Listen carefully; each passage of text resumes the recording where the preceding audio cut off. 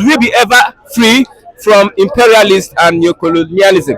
That is the reason why we are having military coup in some states in Africa.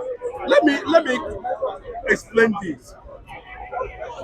Some of these civilians, politicians, so to say, do they actually mean well? It is a question. Why are we still seeing military coup in some African states till now? It calls for reasoning. It calls for deep reflection to be able to know actually. It's not about handing it over to civilian government, do this, do that. We don't need it. What have the civilian government done over the years, at least to reduce the influence of colonial masters in those countries? Look at what happened in Burkina Faso. Look at that young military man, the youngest president, so to say, in the world, is from Burkina Faso. He has severed a lot of ties because of seemingly influence, undue influence, unnecessary influence, because of interest, because of raw materials, because of businesses that has not benefited the people of those states. So, what I'm saying is this: ECOWAS themselves to call themselves to order and be able to sit down, redraw the plans, and see the reason why we keep on having military coup in Africa. Why is it that they are interested in Niger Republic while we have Burkina Faso, Chad, and Mali that are being ruled by the military? I think those countries deserve total sovereignty. Why are they not building uranium plants in Niger? Why are they not building companies in Niger? Why US, America, France, and all these countries not building industries in Niger? We are not seeing that. What they do is just come there, they extract the raw materials, they go back to their country and do whatever they like with it. Why the people that own those resources continue to go down in penury and poverty. And that is the reason why we are seeing constant military coup in some African states. Okay, let's move on. Now, they have activated their standby force. Do you think that this war would be as a matter of days or weeks for the government to be overthrown? Let me tell you, when you look at what is happening in Ukraine, I thought it is going to last for 1 day, 2 days, 1 week, 2 months. But it never happened. The war rages in Ukraine. You don't know the people who are behind the forces that have taken over government in Nigeria. We don't know the nations, the countries who are in support of the military leadership in Nigeria. No, we know about UK, US, France supporting the invasion.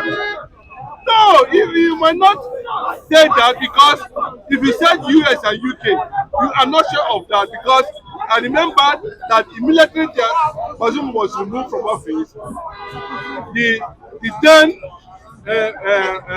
Vice President of US, Kamala Harris, sent a message to the ECOWAS chairman to prepare for immediate military invasion in Niger. Then you cannot say that US is in support. You cannot say that UK is in support, because these are two allies. But what I'm saying is that as of yesterday, the North Korean man has also ordered his own military to be on standby. So ECOWAS should think deep, very well, sit down and continue to dialogue and see to a new civilian transition in Niger. So to say now, I think the military leaders there in Niger Republic have already mapped out a plan and policies. They have appointed one of the brightest World Bank experts to head transition government in Niger. It is a welcome development.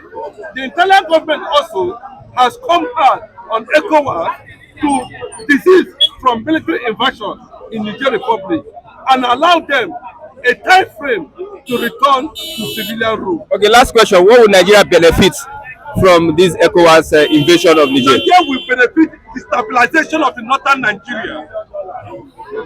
Nigeria will benefit darkness because Niger supply, the dams will go down.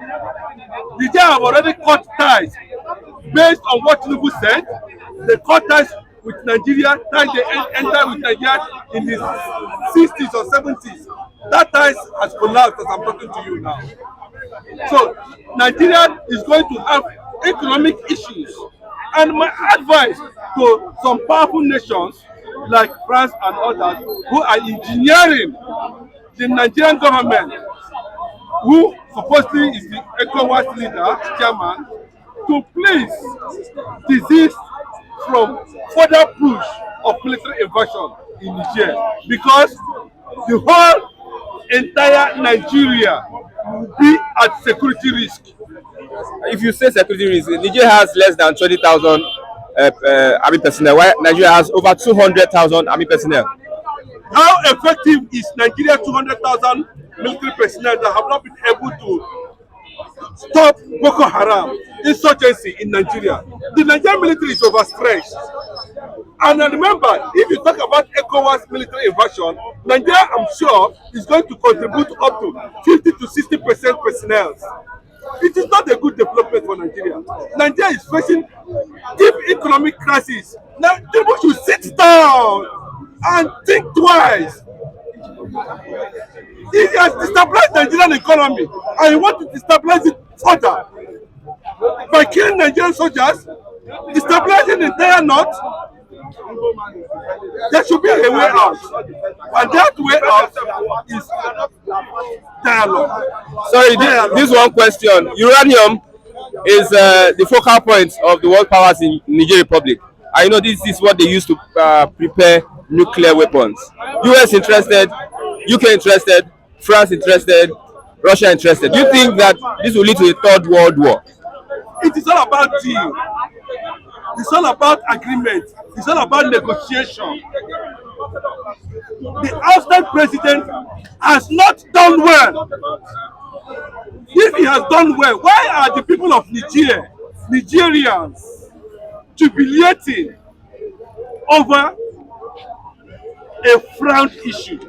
They are supposed to frown against the military. They never frown. Look at the crowd each time Tijani is out to address Niger people. Look at the crowd, look at the support. The people there are happy. They want a fresh of the breath, they want to breathe a fresh air. At least for the first time, let them benefit from leadership. What has Bazoum done for the people of Niger? Just to embrace France, embrace neo-colonization. It is unfortunate that African leaders are lily-livered, including Tinubu himself. These are lily-livered presidents that we have. Look at the young man in Burkina Faso. Look at what he's doing. Let me tell you, the issue of uranium. Let me tell you the issue of uranium. What is likely going to happen? They should be careful on the invasion of Niger, because there's possibly going to be a spillover. The uranium may enter the wrong hands.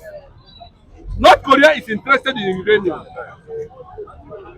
Russia is interested in uranium. Other countries that you are looking at might be interested in that raw material.